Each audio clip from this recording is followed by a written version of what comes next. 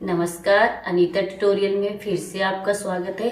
आज हम पैंट की कटिंग और स्टिचिंग करेंगे और इसमें पॉकेट भी लगाएंगे। तो पॉकेट हम दोनों साइड लगाएंगे। तो चलिए वीडियो स्टार्ट करते हैं। ये मैंने कॉटन का फैब्रिक लिया है और ये 1.5 मीटर है।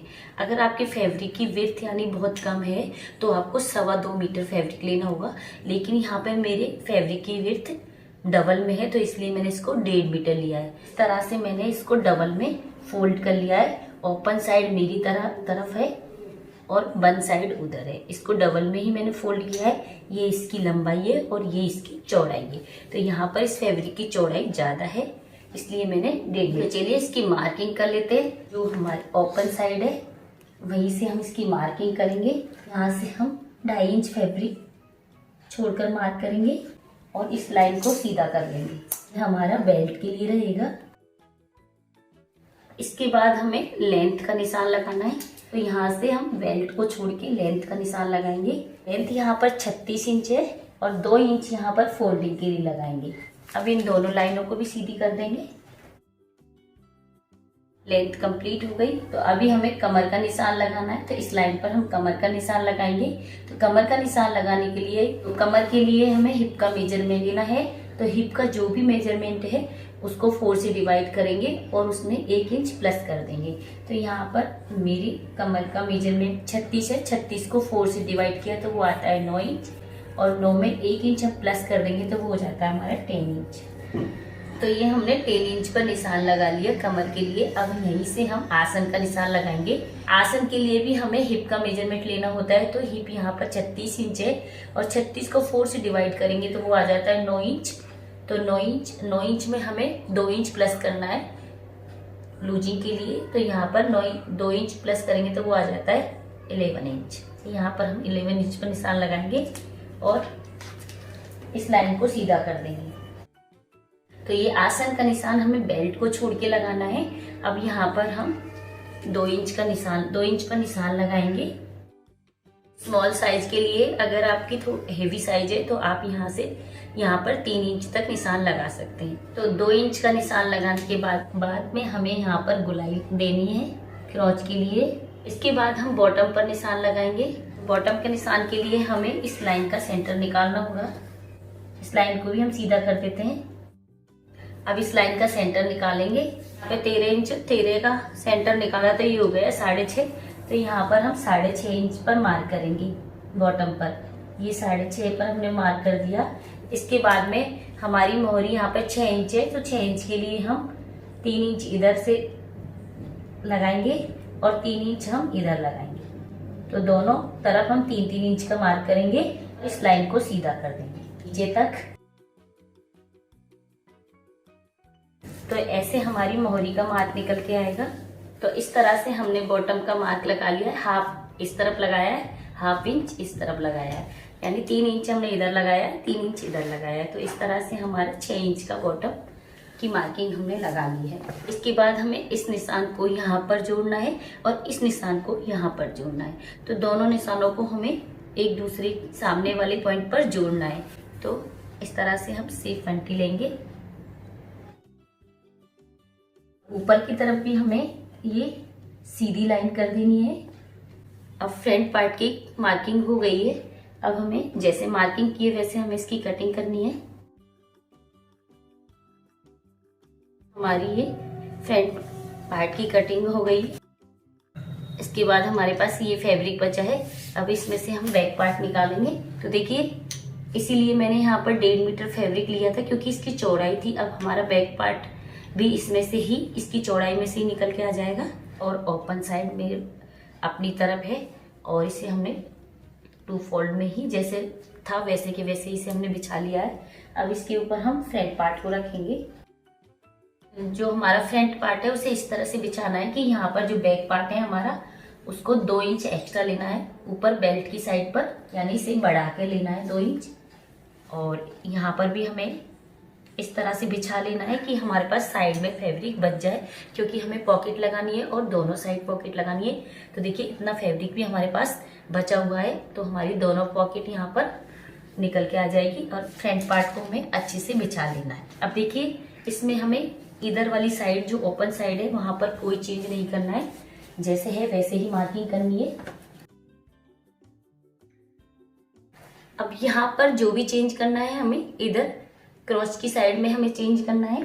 नाप ज्यादा नहीं बढ़ानी है, यानी यहाँ पे क्रॉच वाली साइज पे हमें यहाँ पर 2 इंच फैब्रिक एक्स्ट्रा लेना है, तो ये हमने 2 इंच इस पर बढ़ा लेंगे। इसके बाद पूरे में हमें 2-2 इंच पर मार्किंग करनी है। अब यहाँ पर हमें 1.5 इंच के समथिंग बढ़ाना है। इन सभी पॉइंट्स को हम सेफ्टी स्केल से मिला देंगे। यहाँ पर इन पॉइंटों को भी मिला देंगे।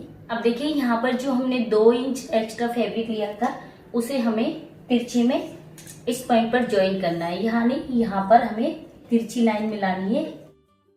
तो इस तरह से हमें यहाँ पर मिला देना है। अब बैक पार्ट की मार्किंग कंप्लीट हो गई है। अब जैसे हमने मार्किंग की है वैसे हम इसकी कटिंग कर देंगे। तो इस तरह से हमारी बैक पार्ट की मार्किंग हो गई है। अब ये हमारे 2 पार्ट हैं, ये फ्रंट है और ये बैक पार्ट है। तो पहले हमें आसन पर सिलाई लगानी है, तो दोनों पार्ट के आसन पर हम सिलाई लगा लेंगे। देखिए हमने आसन पर सिलाई लगा ली है। अभी हम फ्रंट पार्ट पर पॉकेट लगाएंगे। तो इस तरह से हमने फ्रंट पार्ट को खोल के रखा है और जो बेल्ट वाली लाइन है उसे हम सीधा कर लेंगे। बेल्ट से छोड़कर हम पॉकेट लगाएंगे। तो अभी हम पॉकेट की कटिंग कर लेते हैं। अब पॉकेट लगाने के लिए हम यहाँ जो बेल्ट वाली लाइन है उससे 3 इंच पर मार्क करेंगे। इसके बाद हम 6 इंच पर मार्क करेंगे। दूसरा मार्क हम 6 इंच पर करेंगे। यहाँ पर 1/2 इंच पर मार्क करेंगे और 1/2 इंच ही हम इधर करेंगे और इन दोनों पॉइंट्स को मिला देंगे, सीधा कर देंगे। ये हमने मार्किंग कर ली है पॉकेट की। इसके बाद हम पॉकेट के लिए फैब्रिक लेंगे। तो अब हम पॉकेट की कटिंग करेंगे। इसे एक तरफ कर देते हैं। ये मैंने एक फैब्रिक का पीस लिया है। इसकी चौड़ाई मैंने 14 इंच में ली है और लेंथ इसकी हमने 11 इंच में ली है। इस तरह से इसे डबल कर लेंगे। तो इसे डबल में हमने फोल्ड कर लिया और जहाँ पर ओपन साइड है वहाँ से हम इस पर मार्किंग करेंगे। तो जहाँ ओपन है वहाँ पर हम 1.5 इंच पर मार्क करेंगे। ये सभी साइज के लिए है। अब नीचे से हम 6 इंच पर मार्क करेंगे, जैसे हमने इस पे किया है। अब 1/2 इंच अंदर की तरफ मार्क करेंगे। दोनों पॉइंट्स को मिला देंगे। तो सेम पॉकेट पे और पैंट पे सेम नाप लगानी है हमें, और यही नाप हमें दूसरी साइड भी लगानी है क्योंकि हम दोनों साइड पर लगा रहे हैं। तो इस वाली नाप को ही हम इधर की साइड ट्रेस कर देंगे, तो दूसरी साइड भी हमारी पॉकेट लग जाएगी इस तरह से। और दूसरी पॉकेट का भी हम फैब्रिक ले लेंगे सेम नाप से और इसे भी हम डबल फोल्ड कर लेंगे और सेम नाप इस पर लगा लेंगे। 1.5 इंच इस पर छोड़ेंगे नीचे की साइड और फिर 6 इंच पर मार्क करेंगे और वही आधा इंच पर इसे अंदर की ओर मार्क करेंगे।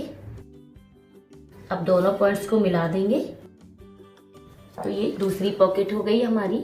2 पॉकेट हो गई हैं दोनों साइड के लिए। इसके बाद हल्का सा यहाँ पर हम कर्व शेप दे देंगे। कर्व शेप हमें नीचे की साइड देना है। यहाँ पर हमें देखना है कि जहाँ पर हमने 1.5 इंची का मार्क लगाया है उधर हमें छोड़ना है और जिधर हमारा ज्यादा स्पेस है वहां पर ही हमें कर्व शेप देना है। इसके बाद में दोनों की कटिंग कर लेंगे। तो ध्यान रहे जो मार्किंग हमने की है उस पर कटिंग ना हो, मार्किंग हमारी शेप रहे, इस तरह से हमें ये कटिंग करनी है।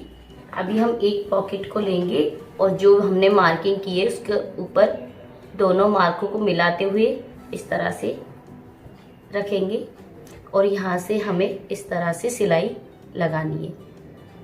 जैसे हमने मार्किंग की है उस मार्किंग के हिसाब से हमें सिलाई लगानी है और दूसरे वाले पर भी हम यही करेंगे। तो देखिए हमने यहाँ पर सिलाई लगा ली है दोनों साइड पर। अब जो हमने सिलाई लगाई है वहाँ पर सिलाई को छोड़कर हम यहाँ पर कट लगाएंगे 1/2 इंची तक। तो देखिए इस तरह से हमने 1/2 इंच तक कट लगा दिया सिलाई को बचाते हुए और इधर की साइड भी हमने लगा दिया है 1/2 इंच छोड़कर। दोनों साइड हमने सिलाई लगा दिया है। अब हम पॉकेट को इसके ऊपर फोल्ड करेंगे, दूसरी वाले को भी फोल्ड करेंगे। अब जो हमने कर्व बनाया है उस पर हमें सिलाई लगानी है, यहाँ तक, ये हमने जो कॉर्नर छोड़ा है वहाँ तक हमें स्टिच लगानी है। दोनों पॉकेट पर हम स्टिच लगा देंगे। तो देखिए दोनों पॉकेट पर हमने नीचे कर्व वाली जगह पर सिलाई लगा ली है। अब दोनों को हम सीधा कर लेंगे पॉकेट को। इसके बाद में इसे हम इस तरह से करेंगे और इसको इस तरह से कर लेंगे। यहाँ पर ये दोनों पॉकेट हमारे इस तरह से आएंगे और यहाँ पर हम टॉप स्टिच लगा देंगे दोनों पॉकेट पर। देखिए दोनों पे हमने टॉप स्टिच लगा ली है और ये हमारी पॉकेट बनके रेडी हो गई है। यहाँ पर हमें ये जो कॉर्नर निकले हैं, ये नीचे वाली पॉकेट का फैब्रिक निकला हुआ है, यहीं पर हमें ऊपर जो बैक पार्ट है वो इसके ऊपर रखना है और स्टिच लगानी है। तो अब हम बैक पार्ट को लेंगे, इस पर रखेंगे, नीचे वाले फैब्रिक को मिलाते हुए इस तरह से सिलाई करनी है और यहाँ पर ये कॉर्नर मिलाने हैं बिल्कुल। और इसमें हमें ध्यान रखना है कि हमारी पॉकेट है जो, उसका हमें अंदाज़ा लगा लेना है कि यहाँ पर हमें स्टिच नहीं करनी, पॉकेट से बाहर बाहर हमें स्टिच करनी है ऊपर तक और यहाँ नीचे तक करनी है हमें। तो दोनों साइड हम इसी तरह से स्टिच लगाएंगे। हमें नीचे वाले फैब्रिक पर ही सिलाई लगानी है, पॉकेट वाली जगह पर सिलाई नहीं लगानी। तो नीचे तक हम इस पर सिलाई लगा देंगे। और ये हमारा बैक पार्ट थोड़ा सा बड़ा रहता है, उससे कोई दिक्कत नहीं है। हमें तो बस साइड की फैब्रिक के किनारियों को मिला लेना है, बीच में जो है वो लूज वो रहेगा। तो इस तरह से हम साइड में सिलाई लगा देते हैं और फिर इसमें हम क्रॉच वाली सिलाई लगाएंगे। तो देखिए नीचे से हमने इसे फोल्ड कर लिया और जो क्रॉच वाली सिलाई है, सेंटर वाली सिलाई, वो हमने यहाँ पर कर ली है। दोनों साइड से फोल्ड कर लिया। अब हम इसे, और दोनों हमारी पॉकेट लग गई है, अब हम इसे सीधा कर लेते हैं। तो देखिए दोनों साइड हमारी पॉकेट एकदम फिनिशिंग के साथ लगी हुई है। इधर भी देखिए, पर देखिए मैंने ये क्रॉच वाली बीच वाली सिलाई को, जो हमने सेंटर सिलाई से बोलते हैं, वो मैंने पूरी लगा ली और नीचे से इसे फोल्ड कर लिया। और जो हमने पॉकेट वाली साइड वाली सिलाई करी थी उस पर मैंने थोड़ा सा ओपन छोड़ दिया है यहाँ पर दोनों साइड। तो ये हमने 2-2 इंच पर निशान लगाया है यहाँ ओपन में। तो यहाँ तक हमें ये सिलाई जो छोड़ी है वहां से और थोड़ी सी सिलाई करके इसे कंप्लीट करके करना है। उसके बाद में यहाँ पर साइड बनानी है। दोनों साइड हम इस तरह से ही करेंगे। दोनों साइड हमें 2 इंच तक सिलाई और लेनी है, उसके बाद में यहाँ की साइड बनानी है। तो इसे कंप्लीट कर लेते हैं। उसके बाद हम इसमें बेल्ट फोल्ड करेंगे। इस तरह से हम 2-2 इंच बेल्ट फोल्ड करेंगे इलास्टिक के हिसाब से। पीछे यहाँ पर हमारा थोड़ा तिरछा था तो यहाँ पे झोल आने का चांस रहता है, तो इसे हम फोल्ड करेंगे। बट इसमें छोटी छोटी प्लेट चुन्नटें डाल देंगे तो इससे झोल नहीं आएगा। तो इस तरह से इसे फोल्ड कर लेंगे और प्रेस लगा लेंगे। जैसे हमने फोल्ड किया वैसे वैसे यहाँ पर प्रेस से ये फोल्डेड एरिया जम जाएगा। उसके बाद में इलास्टिक डालने में हमें कोई दिक्कत नहीं आएगी।